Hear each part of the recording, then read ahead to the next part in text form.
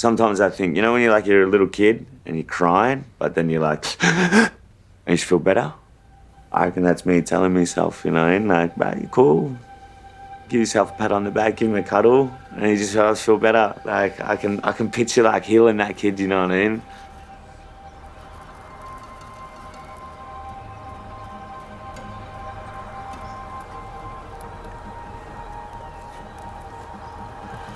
If you're not actively searching for the opportunities, they're not just gonna fall in your lap. So I was chasing people up and like I was letting myself be known, you know what I mean? I was jumping up and down like, hey, look at me type vibes.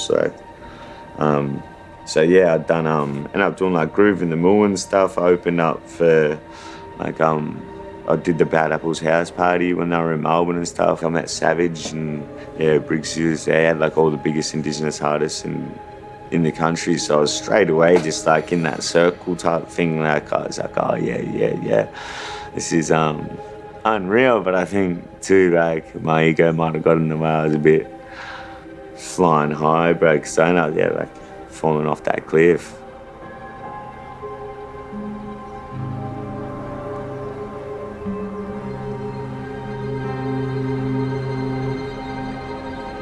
It happened for a reason.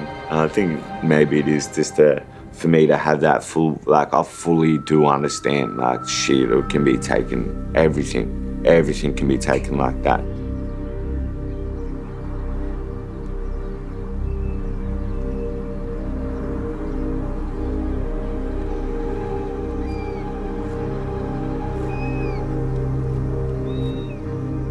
I think the main thing for me is like, yeah, how fast it did happen, all happened so fast. Like, I went from being on such a high to then like, yeah, being on such low, like the doctors are bleeding on the brain and stuff. So like they were telling me, yeah, it's like 1 in 3 chance, like you'll survive. They were saying I'd had to get brain surgery and all that stuff to get the fluid sucked out, but no, it was all good.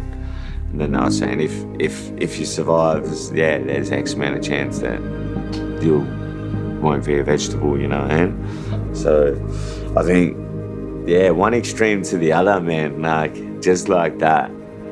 But I reckon my upbringing and the people I've had around me in my life it's molded me. Like I've been prepared for that.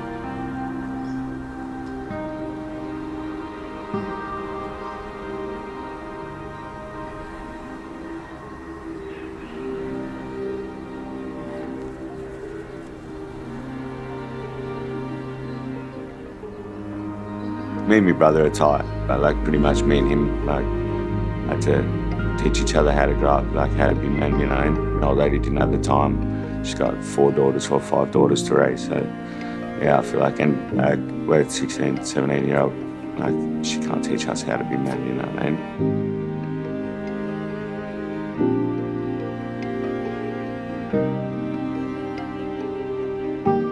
When I first moved here, like it wasn't like say, Swan Hills, your Sheppartons and stuff, you walk down the street, you see mob everywhere, you know what I mean? So easily to find them. Like here was like, yeah, I think there was only 1, maybe 2 other Koori blokes at the school.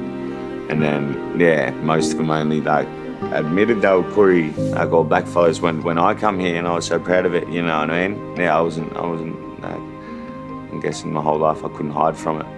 So when I come here and everyone's like, yeah, what nationality I was, like I'm Aboriginal, you know.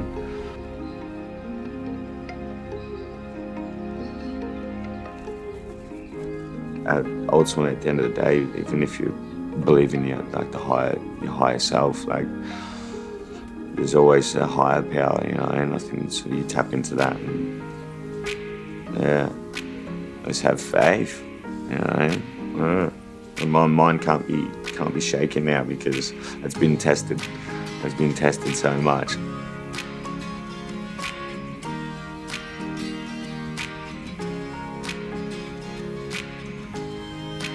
Do it for young you. I always just think back to like them times where that kid's dreaming, you know, of like all the things he could be, and then now it's like, don't upset that little fella, you know, make him happy. make him happy, you know.